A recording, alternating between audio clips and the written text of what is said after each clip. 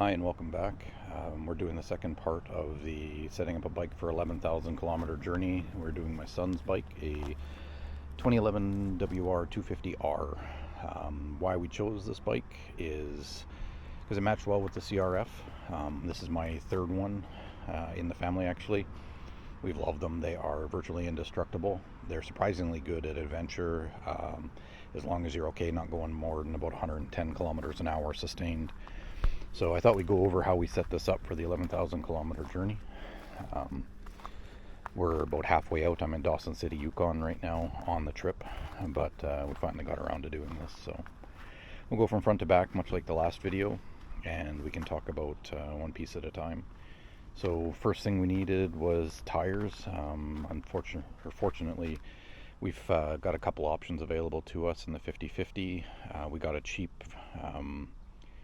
kind of cast-off tire, but it was brand new. It was a Heidenau K60 for the front. It's held up well. This has got probably, I think we're at 6,500 kilometers right now, with about 3,000 of that being gravel, so it's held up surprisingly well for us. From there, and we're running stock pressures on them, even when we're off-road, to help with puncture resistance. From there, James's bike has got Race Tech suspensions. I'm not sure that you'd need it for the front. It's set up a little bit heavier. James is only about 145, 150 pounds. It's set up for a 185 pound rider, but he's relatively fast. So generally as you go fast, you need stiffer springs. It's got the gold valve kit. I think the stock is honestly probably pretty good in the front. I don't know if I'd spend money on that. But for James, I think it was worthwhile. The adjustability is a little bit better than stock, if nothing else. From there, we have a Britannia Composites fairing. Again, I'm not sure it's worth the money. I think they're about $1,400, but it came with the bike that I bought, and we transferred it over to his once I sold mine to go over to the 300.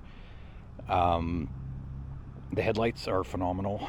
The dashboard on them is pretty useful. For him, we have an SAE kit, so we can charge the battery or output as well. USB charger, and then Oxford heated grips, which honestly should be considered essential for trips like this. The fairing is really good. It's got an adjustable windscreen. You can just reach over the top, turn these, and then the windshield comes up and down, which is a really nice feature. However, I think that there's just far cheaper options that give you most of the same stuff, but it is without a doubt very good quality kit. So take it as you would. It is nice to get out of the wind. You really need to get that off your chest if you're going to be doing 11,000 kilometers on these. From there, we have Highway Dirt Bikes handguards, foldable mirrors, which is really nice. And they are pretty much bomb-proof. This one has the universal mount. It just goes into a pivot down here. I prefer the handlebar one that comes off of your handlebar risers. Bolts there. It's a little stiffer, but again, came with the bike, so I'm not going to look a race or a gift horse in the mouth. From there, IMS2, the vibration damping phone holder. It's been pretty good, mounted to a ram mount on the handlebars. No major complaints there. It's actually worked pretty well, and it does seem to, despite being a relatively cheap product, it seems to do its job. Next, we go to fuel range. The stock fuel tank will get you about to the corner before running out of fuel. This one is a Safari tank.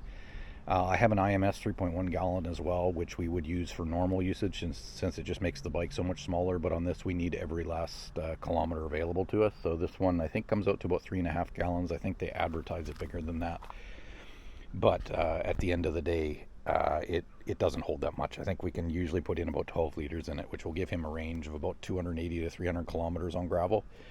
And then to complement that, we have the fuel bladder, the Desert Fox. There's nothing in his luggage at the moment, so it'll look a little bit deflated. But from there, we have these are Zeta foot pegs, good for the dollar, a little bit wider, both this way and lengthwise as well.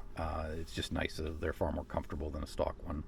And we have, a little bit of blue bling Zeta shifter. I honestly kind of think I'd go back to the stock ones. As much as the Ford stuff is really nice, if you take damage on them, it translates into the engine, and you'll actually end up bending your output shaft for the shifter, or input shaft for the shifter, and that's not always a great thing.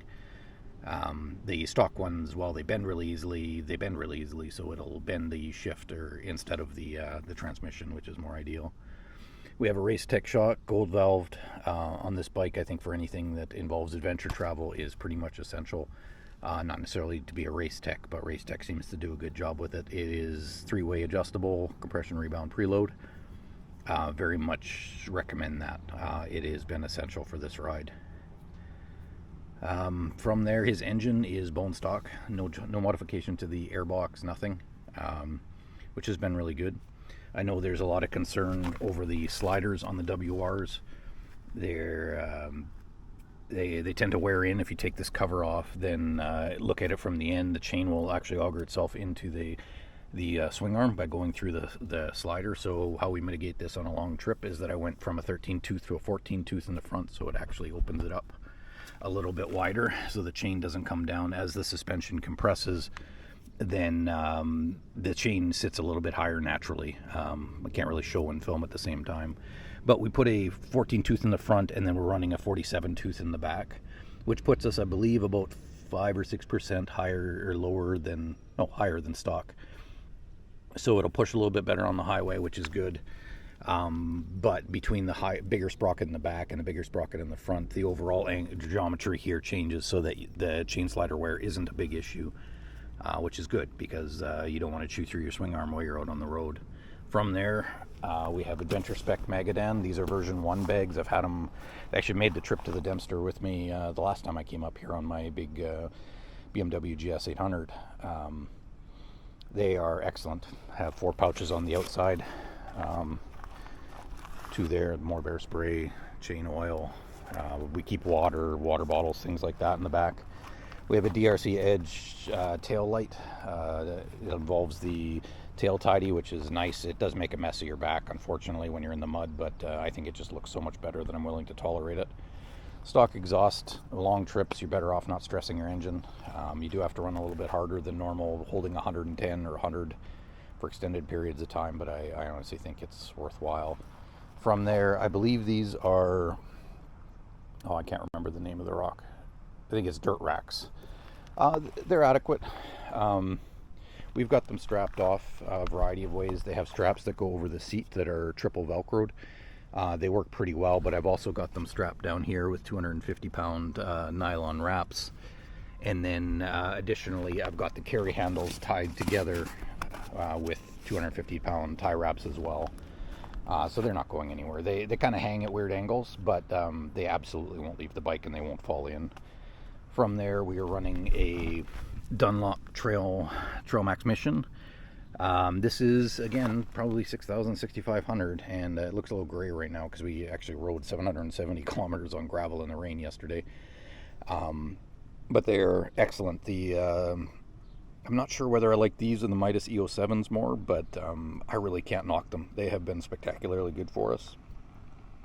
I think they're probably not quite as good off-road as the EO7s, but they're probably a little bit better on-road. So given that we're going to be doing 11,000 kilometers, we're both pretty experienced riders, and they have caused no problems in some pretty gnarly stuff so far. So, big thumbs up to them.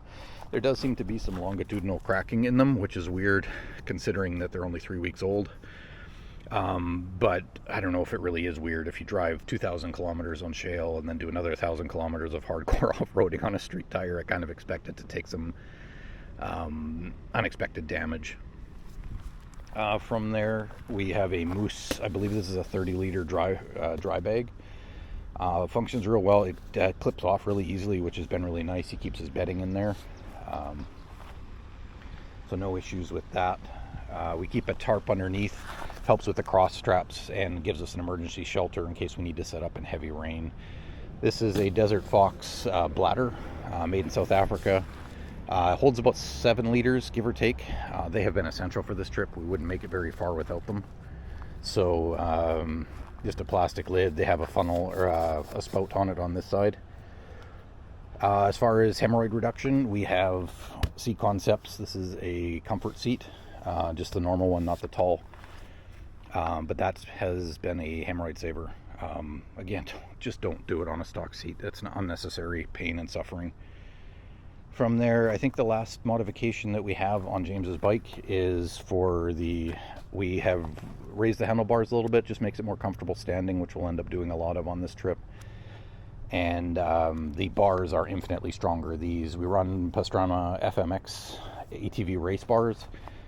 They fit fine on a bike. There's no issues. It's size-wise, they're identical. So, and it just puts the bike in a more relaxed position. The sweep is a little bit greater, the rise is a little bit greater. So I think we're riding about 1.75 inches higher than stock, I think, in the end at the tips. Other than that, I don't think there is anything else on the bike that is modified. I do run a DID chain, I can't even remember which one it is, but we run the DID Enduro chains. I have an RK chain on my CRF, and I will immediately be going back to a DID chain. He has driven 6,500 kilometers and has not adjusted it.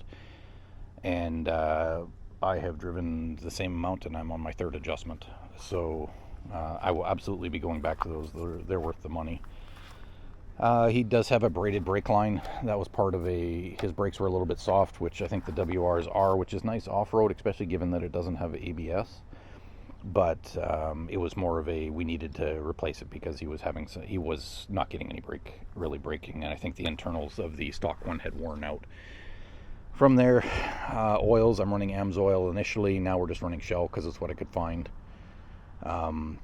Nothing different on the air filter, so I think that is pretty much his adventure setup. We will go through the luggage in a later video, what we did.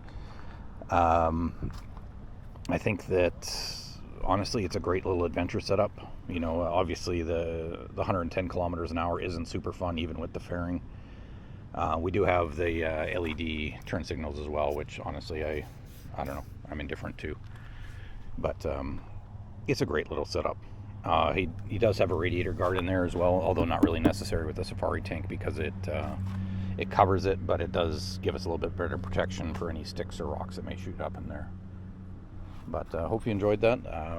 Honestly, we're well over halfway through the trip, and it's been great. Just honestly completely bulletproof. So it can be done. It should be done. So go light, go far, go fast.